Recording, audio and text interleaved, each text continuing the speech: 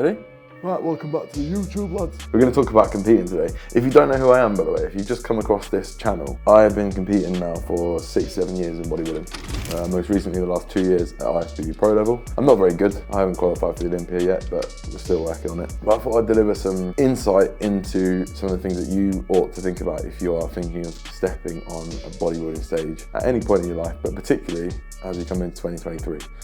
It is around this time of year that competition calendars get announced. So like Tubos, for example, which is the arm of the IFBB, the amateur arm of the IFBB, or the MPC in the UK, have just released their calendars. And now is the time that you can start thinking about, okay, I want to compete here or at this date or in this category. Here are some things to consider if you are thinking about competing. Number one, please understand the impact of prep. Before you do anything, understand that it takes a level of dedication 24/7 that I don't really think there are many other sports or activities you can undertake that require this level of dedication. Definitely within fitness. It is an all-encompassing thing.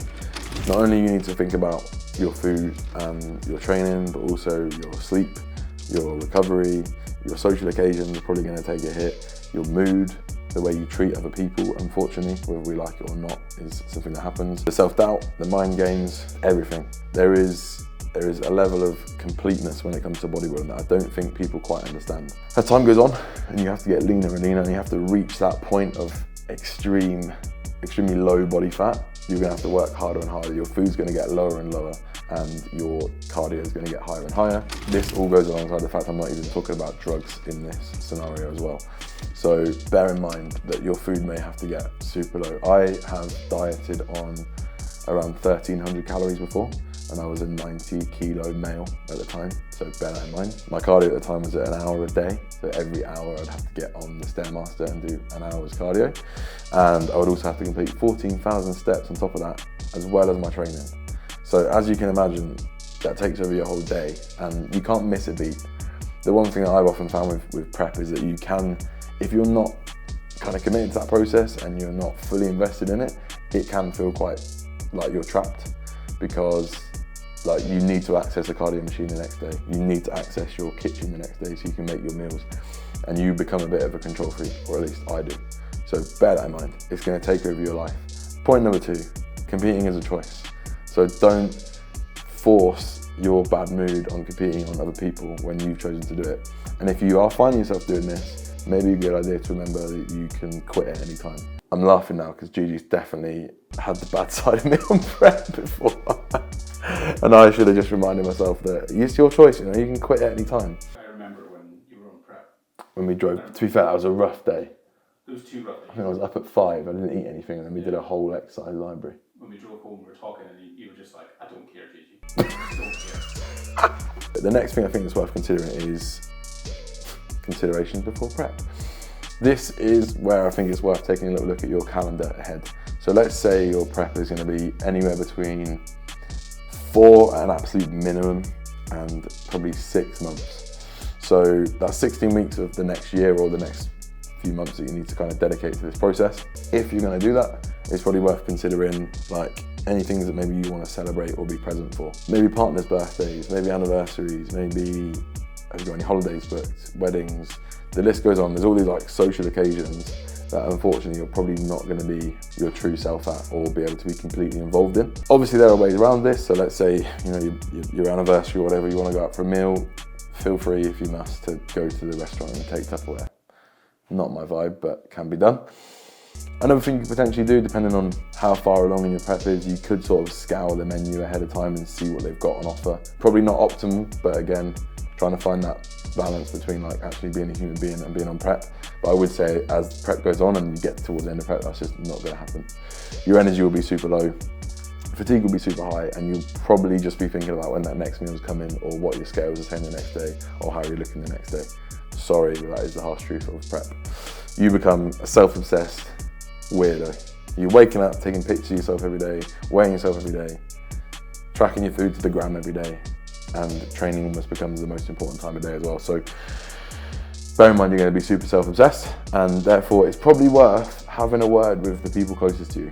I've seen it, unfortunately, time and time again. The people closest to you are unfortunately the ones that take the brunt of your prep mindset, prep mood, prep fatigue. My last prep, I spent the majority of it on my own, which was great because I wasn't there to be a prick to anyone.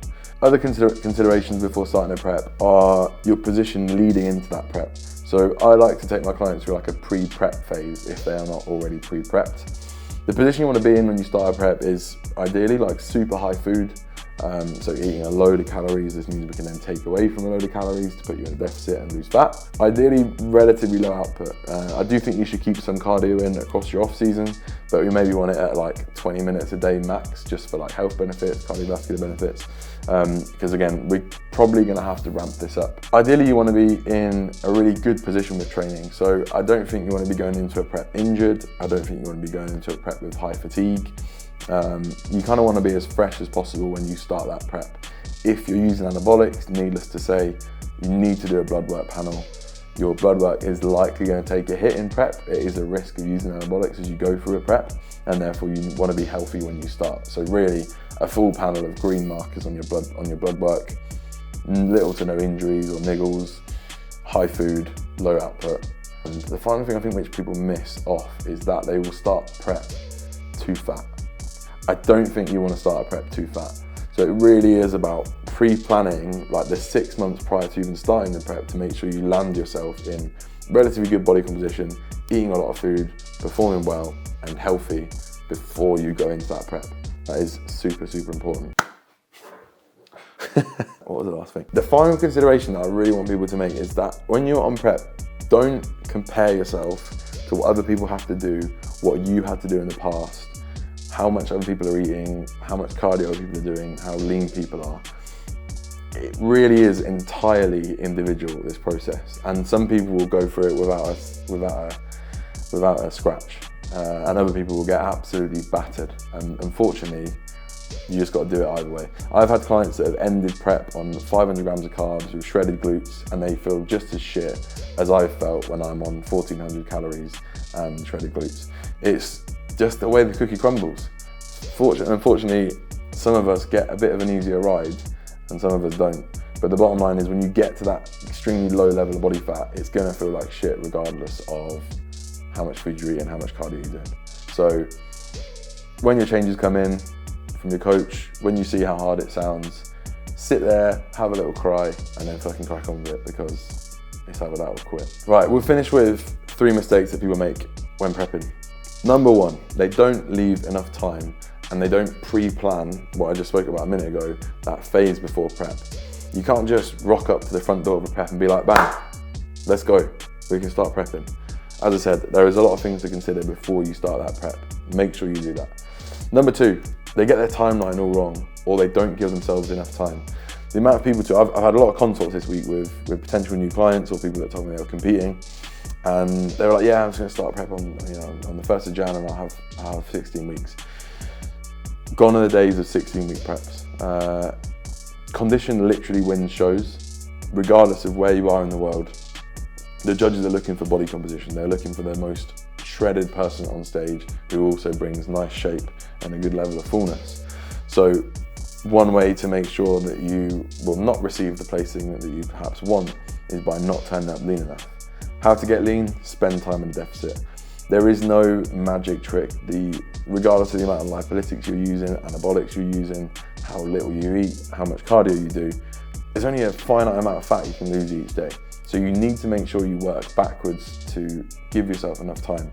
A pretty good way of doing this, I would say, is the max amount of weight loss you're likely to see on prep is like 1 kilo a week. If you reckon you've got 20 kilos to take off, maybe give yourself 20 to 22 weeks. And see where that lands you. But don't cut yourself short, it's not worth it. You will end up rushing and you will end up with a very, very fatigued end package, which is hard to pull out. The third mistake people make is changing everything in the last week. The ideal scenario the ideal and the most safe scenario to bring the best physique that you can to stage is making that last week as predictable as possible. What we don't want to do is diet all the way up to that final week and then trust on the magic of peak week.